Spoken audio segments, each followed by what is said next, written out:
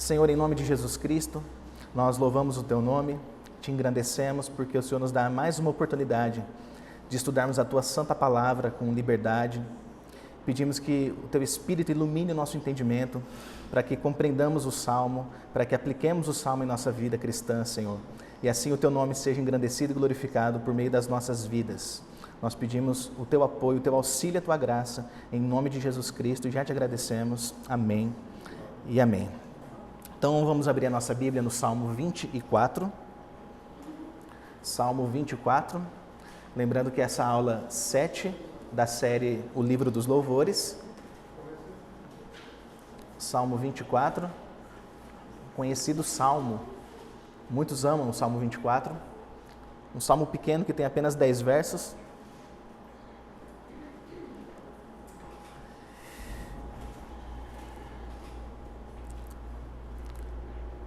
Farei a leitura na Nova Almeida Atualizada, irmãos. O texto fala assim: Ao Senhor pertence a terra e a sua plenitude, o mundo e os que nele habitam.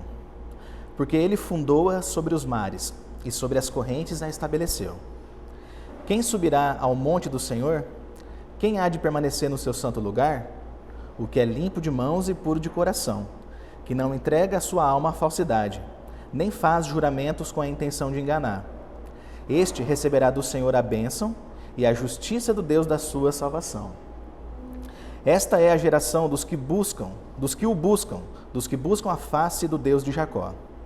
Levantem as suas cabeças, ó portas, levantem-se, ó portais eternos, para que entre o Rei da Glória. Quem é o Rei da Glória? O Senhor forte e poderoso, o Senhor poderoso nas batalhas. Levantem as suas cabeças, ó portas, levantem-se, ó portais eternos, para que entre o Rei da Glória. Quem é esse Rei da Glória? O Senhor dos Exércitos, Ele é o Rei da Glória. Amém, queridos? Irmãos, quando a gente analisa a nossa vida como povo de Deus, como povo que foi escolhido e tirado do mundo, a gente descobre que nós somos o povo mais privilegiado de toda a terra.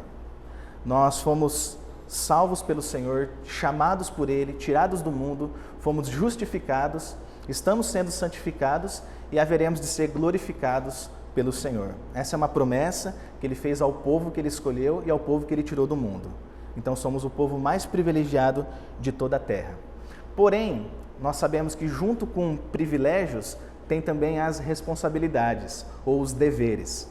Então, somos privilegiados, mas também somos responsáveis. Deus nos chama a desfrutar dos privilégios que Ele tem para nós e, ao mesmo tempo, Ele nos chama para a gente cumprir alguns deveres e algumas tarefas que são fundamentais. E o Salmo 24 apresenta para nós 3 deveres que cada um de nós temos e, ao mesmo tempo, 3 privilégios que nós temos. Deveres, privilégios, dessa forma tudo junto. Temos privilégios, deveres, ou deveres, privilégios, conforme o Salmo 24. Mas antes de entrar no texto propriamente dito, cabe uma palavrinha a respeito do Salmo 24. Para quem não sabe, irmãos, o Salmo 24, ele era cantado todo sábado de manhã no templo, no momento da oferenda do vinho. Diz os comentaristas que ficava um grupo de cantores na porta do templo cantando o Salmo 24. É por essa razão que os teólogos chamam o Salmo 24 de Salmo litúrgico, porque era cantado na liturgia do templo em Jerusalém. Mas não só isso, o Salmo, além de ser litúrgico, é também um Salmo messiânico. O que é um Salmo messiânico? Nós falamos aqui quando a gente expôs o Salmo número 2. Salmo messiânico é aquele salmo que aponta profeticamente para a pessoa de Jesus. E se você observar o Salmo 22, 23 e 24, esse trio são salmos messiânicos. Falamos aqui do Salmo 23, a gente não chegou a abordar o Salmo 22, mas lembra daquela famosa frase que Jesus disse na cruz, citando o Salmo 22? Deus meu, por que me desamparaste? Então o Salmo 22 é messiânico e ele aponta para a cruz de Cristo. O Salmo 23, o Senhor é meu pastor e nada me faltará, é também um salmo messiânico e aponta para o cajado do bom pastor que é Jesus. E por fim, o Salmo 24, que é esse que a gente vai abordar, é um salmo que fala acerca da ascensão do Senhor Jesus, ok? Que aponta para a sua coroa. Então temos nesse trio de salmos, 22, 23, 24, esses 3 aspectos da pessoa de Jesus: a cruz, o cajado e a coroa. Então a gente vai expor o Salmo 24. Então ele ficaria dessa maneira, estruturando as suas divisões, os seus pontos. Tem apenas 3 partes, que são os 3 privilégios, né? O primeiro privilégio, ou a primeira parte, é que somos mordomos de Deus, versos 1 e 2. Segundo, somos adoradores de Deus, versos 3 a 6. E por fim, somos vencedores para a glória de Deus, versos 7 a 10. Mordomos, adoradores e vencedores. Esses são os privilégios do Salmo 24, irmãos. E nós veremos aqui no decorrer da aula que junto com esses privilégios há também os deveres que nós temos que cumprir. Então vamos começar a partir do primeiro verso aí, na primeira parte, que somos mordomos de Deus. O verso primeiro começa afirmando o quê? Começa afirmando que do Senhor é a terra e a sua plenitude. O texto diz que Deus é dono de absolutamente tudo. Absolutamente tudo. Curiosamente, irmãos, o verso 1 do Salmo 24 foi citado pelo apóstolo Paulo em 1 Coríntios 10, versículo 26, dentro de um contexto de comer alimentos sacrificados aos ídolos. Paulo cita o Salmo 24, no seu primeiro verso, mostrando que tudo pertence a Deus. Então os irmãos de Corinto não deveriam ficar preocupados com aquilo que eles compravam no mercado que havia na cidade, porque tudo pertence a Deus. Deus é dono de todas as coisas que há nessa terra. Então o Salmo apresenta logo de cara essa verdade e esse fato. O Senhor é o dono de todas as coisas. Deus é o dono da fauna, Deus é o dono da flora. Ele é o dono não só da criação, irmãos, mas também dos habitantes da criação, como nós vimos aqui. Do Senhor é a terra e a sua plenitude, o mundo e os que nele habitam. Deus é dono dos animais, dos vegetais e dos seres humanos. Deus não é dono apenas dos cristãos. Deus é dono também daqueles que rejeitam a oferta da salvação. Ele é dono de todas as coisas, ele tem exclusividade sobre todas as coisas, irmãos. Então o Salmo nos ensina logo de início essa verdade. Então note, quando a gente retrocede na narrativa bíblica e vamos lá para Gênesis, a gente vê o Senhor criando todas as coisas, criando os céus, a terra e os moradores da terra. E para o ser humano, de maneira exclusiva, Deus colocou uma responsabilidade sobre eles. E qual foi a responsabilidade que Deus colocou sobre o ser humano? A responsabilidade de cuidar da terra que ele criou. A gente vê isso em Gênesis 1, versículos 26 a 29. O texto fala assim: E disse Deus, façamos o homem à nossa imagem, conforme a nossa semelhança, domine ele sobre os peixes do mar, sobre as aves do céu, sobre o gado, sobre os animais selvagens e sobre todo animal rastejante que se arrasta sobre a terra. E Deus criou o homem à sua imagem. A imagem de Deus o criou, homem e mulher os criou. Então Deus os abençoou e lhes disse: Frutificai e multiplicai-vos, enchei a terra e sujeitai-a, dominai sobre os peixes do mar, sobre as aves do céu e sobre todos os animais que rastejam sobre a terra. Disse-lhes mais: Eu vos dou todos os vegetais que dão semente, os quais se acham sobre a face de toda a terra, bem como todas as árvores em que há fruto que dê semente. Eles vos servirão de alimento. Então, isso que Deus afirma, irmãos, nessa passagem, mostra a doutrina da mordomia cristã. Deus é o dono de tudo e nós somos os seus mordomos. E como mordomos do Senhor, nós temos que cuidar muito bem, tanto da criação, quanto também das demais coisas que Ele confiou a nós. Dons espirituais, pessoas que estão à nossa volta, recursos, enfim, cargos, privilégios e assim por diante. Tudo pertence a Deus e nós temos o dever de bons mordomos cuidar de cada uma das coisas que Ele nos concedeu. Então essa é a primeira bênção do Salmo 24. Somos mordomos, mas é também a primeira responsabilidade que nós encontramos aqui. Nós temos que cuidar muito bem dessas coisas. Não é porque nós fomos privilegiados com isso, irmãos, que nós não devemos cuidar de maneira cautelosa. Pelo fato de sermos privilegiados é que temos que cuidar muito bem de todas as coisas que Deus colocou em nossas mãos. Então é muito importante que isso fique claro. E essa doutrina da mordomia cristã, ela é muito importante. Os crentes precisam entender muito bem essa doutrina para que eles deem o devido valor às coisas que estão nas suas mãos. Porque a gente espera ter mais para poder se dedicar melhor no cuidado dessas coisas. Mas nós podemos e devemos, irmãos, cuidar muito bem, mesmo do pouquinho que Deus colocou na mão de alguns. Deus colocou, Ele dividiu as coisas, em quantidades diferentes. Nas mãos de alguns Ele colocou menos, nas mãos de outros colocou mais. Mas todos nós temos o dever de cuidar daquilo que Deus colocou na mão de cada um de nós. Esse é o dever da mordomia. E a doutrina da mordomia cristã foi ensinada bastante pelo Senhor Jesus. Eu coloquei aqui uma lista de versículos de passagens bíblicas, né? Vocês podem consultar depois em casa e meditar sobre essa doutrina. Jesus ele contou várias parábolas e nessas parábolas ele ensina a doutrina da mordomia cristã. A parábola do servo diligente, das 10 minas, dos trabalhadores na vinha e a parábola dos talentos, né? Cada uma dessas passagens apontam para a doutrina da mordomia cristã, irmãos. Então, se você receber um dom de Deus, e eu falo se, sabendo que sim, todos nós recebemos pelo menos um dom da parte de Deus, nós temos a responsabilidade de desenvolver esse dom. Nós temos o dever de cuidar daquilo que Deus colocou em nossas mãos.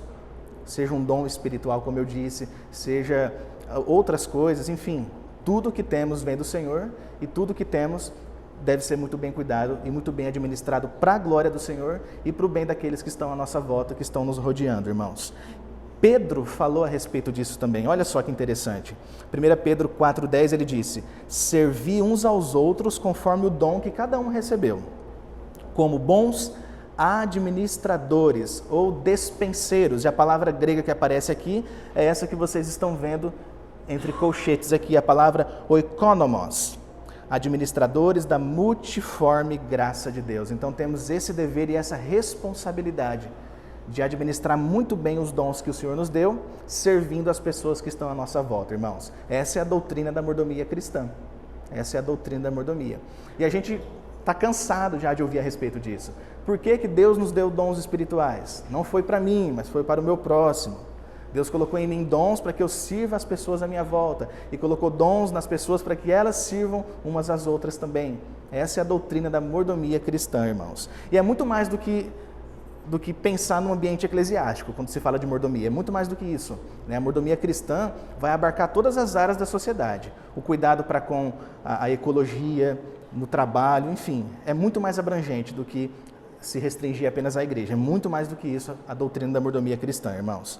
E antes de prosseguir na exposição do Salmo, algumas aplicações para a nossa vida. A primeira aplicação é que devemos colocar o Senhor em primeiro lugar em nossa maneira de viver. Se Ele é o dono de tudo, logo, Ele deve receber a primazia, a exclusividade em todos os meus atos. Essa é a primeira verdade que nós aprendemos. A segunda verdade é que precisamos entender que nós não damos nada para Deus, pois tudo já pertence a Ele. Ninguém pode enriquecer o Senhor. Nós temos recursos e eles se esgotam. Mas Deus tem recursos infindáveis, porque Ele é a fonte de todos os recursos, irmãos. Então, quando nós contribuímos, por exemplo, a favor da obra, nós não estamos dando para Deus. Nós estamos apenas contribuindo com uma expressão de reconhecimento da sua bondade, de reconhecimento das suas dádivas. Eu contribuo entendendo que eu dependo do Senhor, entendendo que Ele é a fonte e é das próprias mãos dEle que nós damos. Então ninguém pode enriquecer aquele que é a suprema riqueza. A mordomia cristã nos ensina essa verdade. E o próprio Davi falou a respeito disso. Não precisa abrir, mas olha só o que diz. Mas quem sou eu? Ele pergunta. E quem é o meu povo para que pudéssemos contribuir tão generosamente como fizemos? Tudo vem de ti.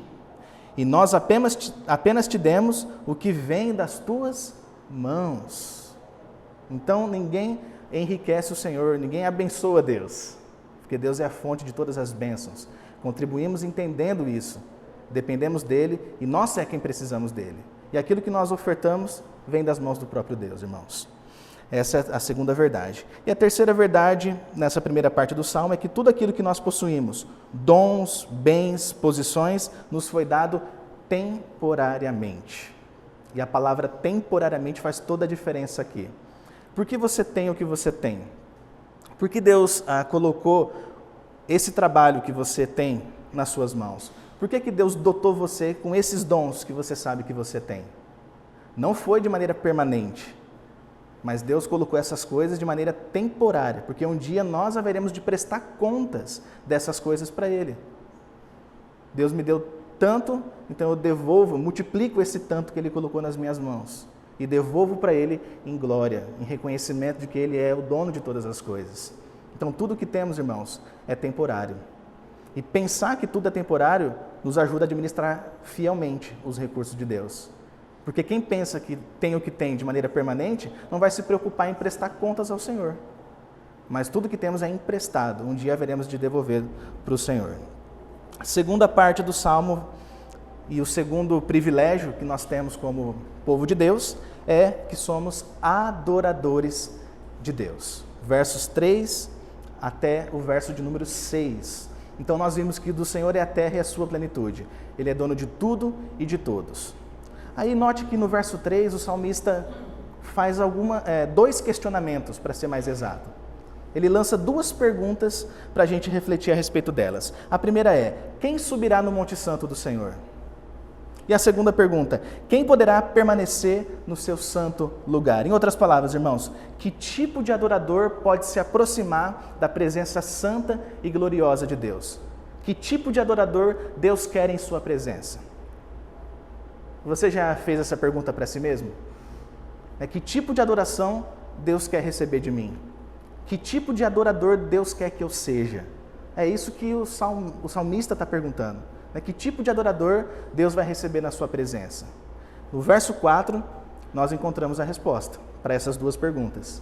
E essa resposta tem quatro características que devem marcar o verdadeiro adorador, o verdadeiro buscador da face de Deus. A primeira característica desse adorador é a pureza de coração, conforme a primeira parte do verso 4, que diz: o que é limpo de mãos. Pureza de ação. E mãos indica obras, logo indica ações. Então o verdadeiro adorador, irmãos, é aquela pessoa íntegra nas suas atitudes.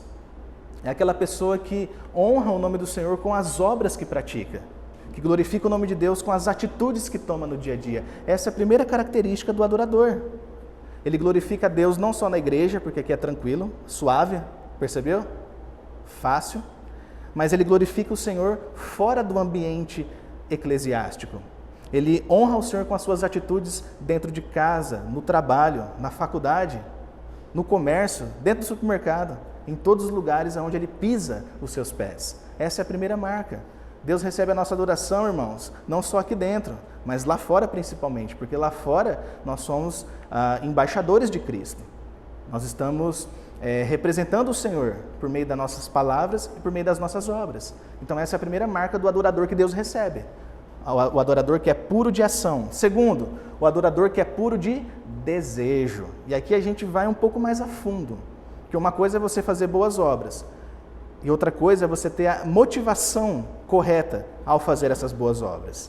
E quando se fala de motivação, irmãos, aí é só Deus que consegue perscrutar o coração do homem. E o texto fala no verso 4 ainda: o que é limpo de mãos, como eu disse, e puro de coração. Lembra do que Jesus falou lá em Mateus 5, versículo 8, no famoso Sermão da Montanha? Ele falou que bem-aventurados são os puros de coração. Por quê? Porque eles verão a Deus. Ok? Então a pureza de coração é uma coisa muito necessária, irmãos. Quando a Bíblia fala de coração, ela vai lá para o mais íntimo do ser humano.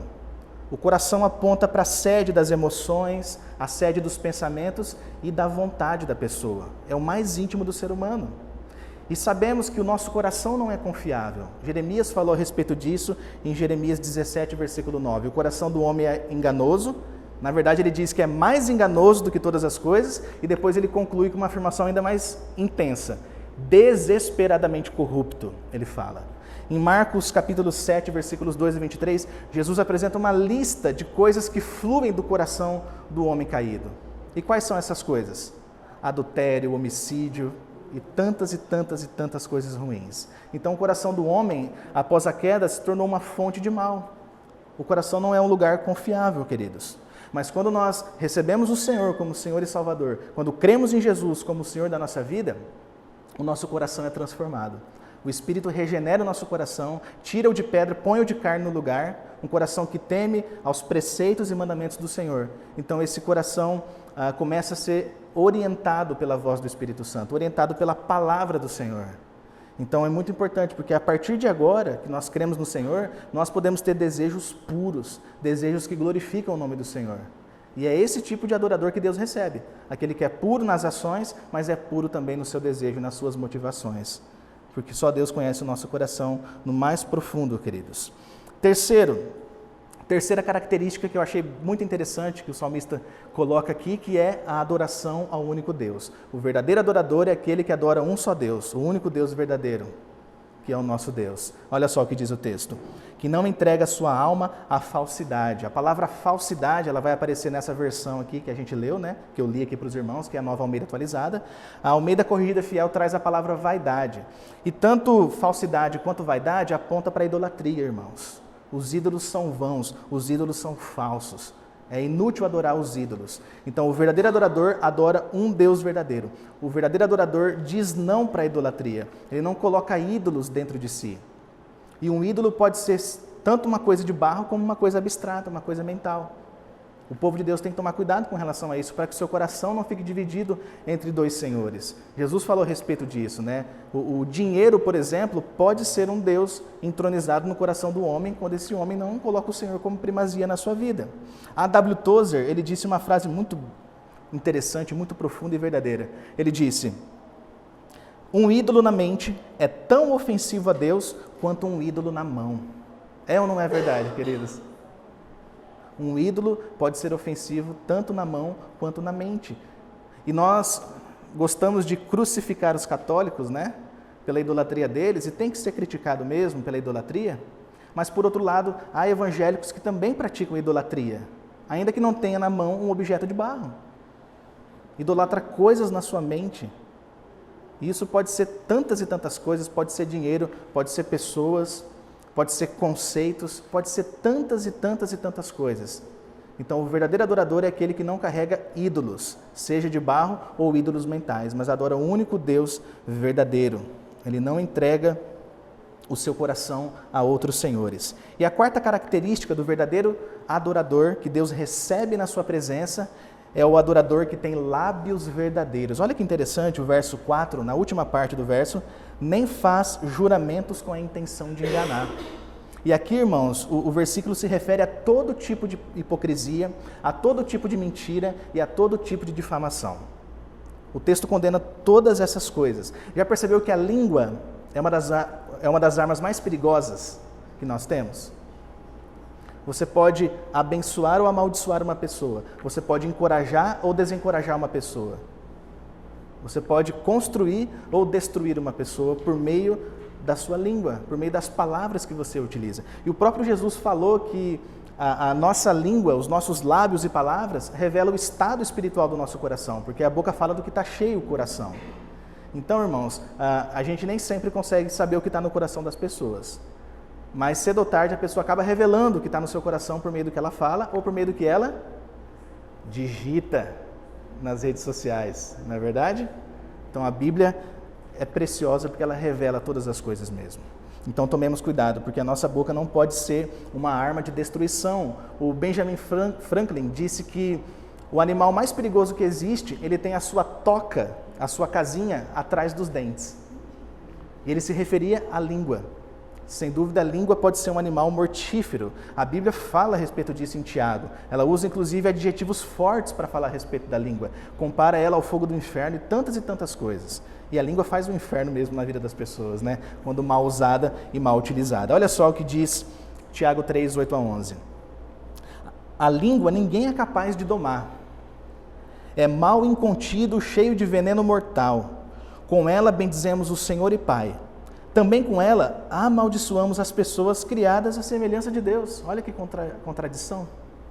De uma só boca procede bênção e maldição. Meus irmãos, isso não deveria ser assim. Por acaso pode a fonte jorrar do mesmo lugar água doce e água amarga? Então é uma contradição. Uma outra contradição que a gente encontra, irmãos, é cristãos que falam palavrão. É um outro exemplo de uma fonte que está jorrando águas diferentes. A gente lê a palavra em voz alta, ora em voz alta, canta louvores em voz alta e depois fala um monte de palavrão com a nossa boca. Isso não pode ser assim. Isso não é a forma correta de utilizar a nossa língua. Então essas são as 4 marcas do verdadeiro adorador que Deus recebe na sua presença.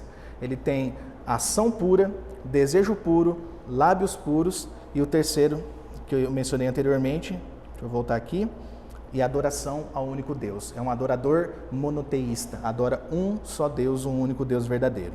E aí no verso 5, irmãos, o salmista vai dizer que o adorador que se aproxima do Senhor com essas características, com essas qualidades, o que vai acontecer com ele? Ele vai receber uma bênção do Senhor e também vai receber a justiça do Deus da sua salvação. Aqui no verso 5 nós aprendemos que Deus recompensa o verdadeiro adorador. O Senhor é o Deus da nossa salvação, mas também é o Senhor que recompensa aquele que se dedica, aquele que busca a santificação. Existe recompensa na santificação, irmãos. Quando a gente procura adorar o Senhor com essas características do Salmo 24, o Senhor recompensa a nossa busca, o Senhor recompensa a nossa integridade, o Senhor recompensa o nosso esforço na santificação. É muito importante entender isso. E no verso 6, o salmista vai dizer que essa é a geração dos que o buscam, dos que buscam a face do Deus de Jacó. Em outras palavras, o verdadeiro adorador é aquele que tem essas marcas, a verdadeira descendência do Senhor tem essas marcas na sua vida, tem essas marcas impressas na sua vida. Quer reconhecer um adorador de verdade? Observe essas características do Salmo 24. Se ele tiver essas características, está aí um verdadeiro adorador, um verdadeiro buscador da face do Deus de Jacó. É isso que o Salmo nos ensina. E aqui, irmãos, mais duas aplicações para a gente partir para a última parte do Salmo 24. Primeira aplicação: de que maneira adoramos o Senhor fora do culto público? Eu reitero o que eu disse no início. Aqui é suave e aqui é tranquilo. Mas de que maneira nós adoramos ao Senhor fora do culto público, irmãos? Será que nós perseguimos a vida de santidade apesar das nossas quedas? Quem aqui peca? Alguns pecam aqui. Estou brincando, eu sei que todo mundo peca. Mas, irmãos, há uma diferença entre a pessoa se conformar com o pecado e se levantar e procurar se livrar daquilo. Então, será que fora da igreja a gente busca essa santidade, mesmo caindo às vezes, mesmo pisando no tomate às vezes? Nós temos que perseguir essa vida de santidade apesar das quedas, fracassos e imperfeições da nossa vida. Porque nós estamos em processo, nós estamos em transformação.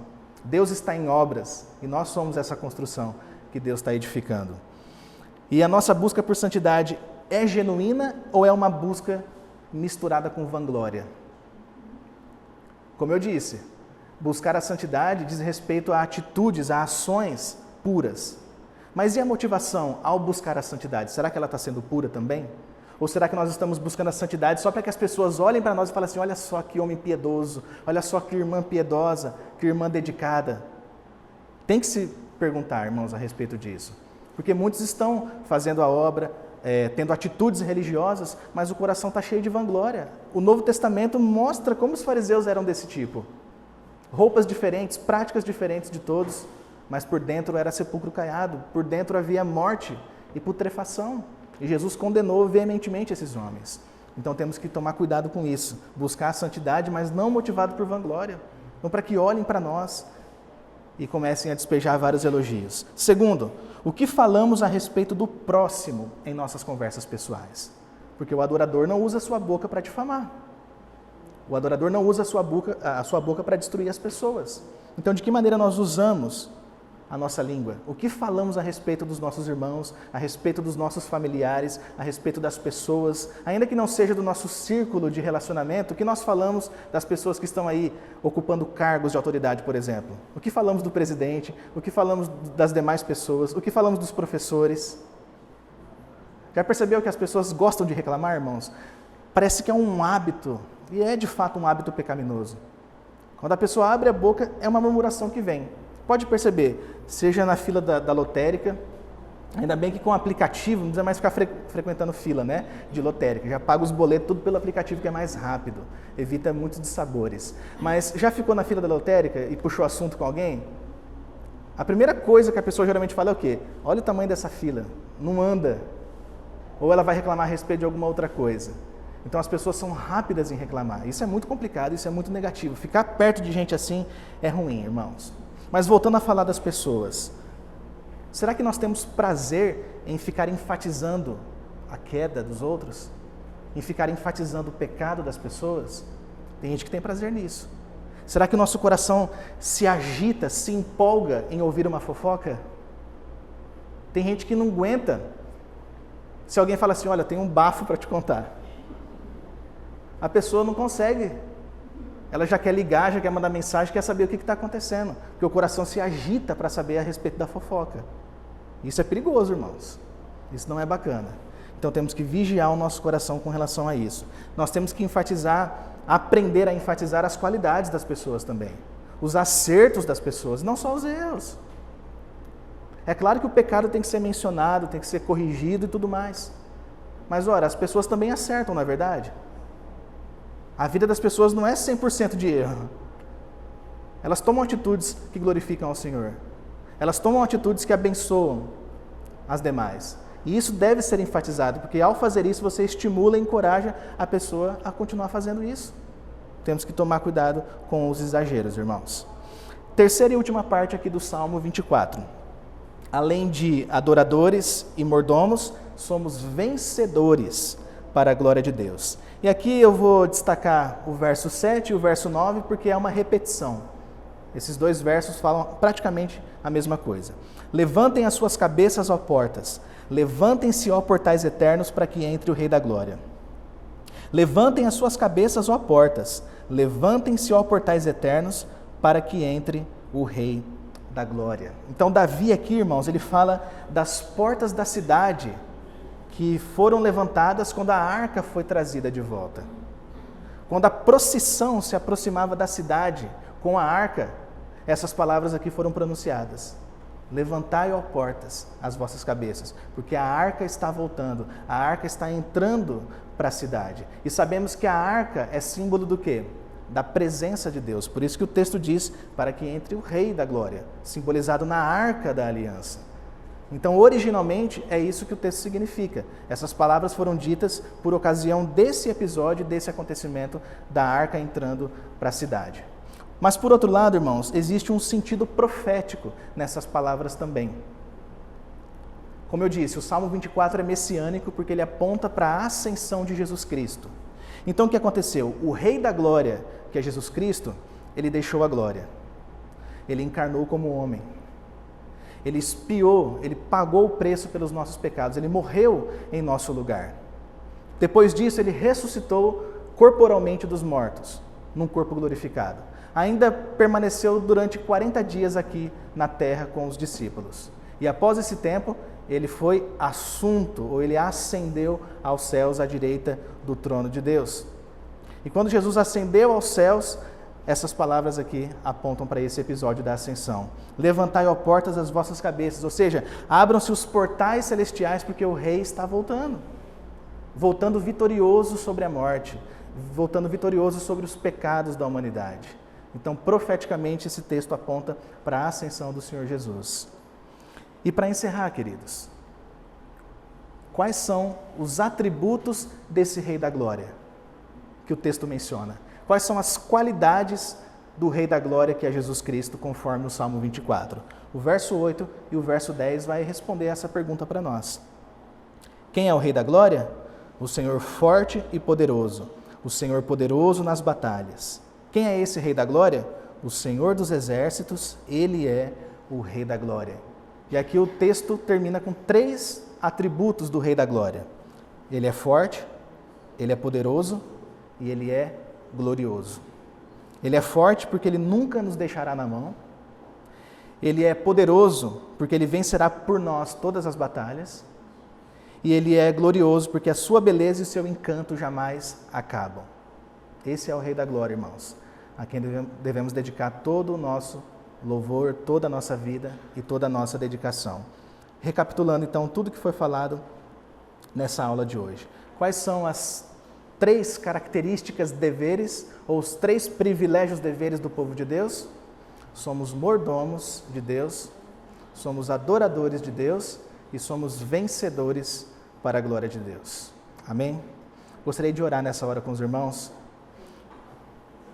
Se tem alguma área, irmãos, que você, do seu coração, da sua vida, que você identificou que tem que ser corrigida e consertada, coloque diante do Rei da Glória nesse momento agora.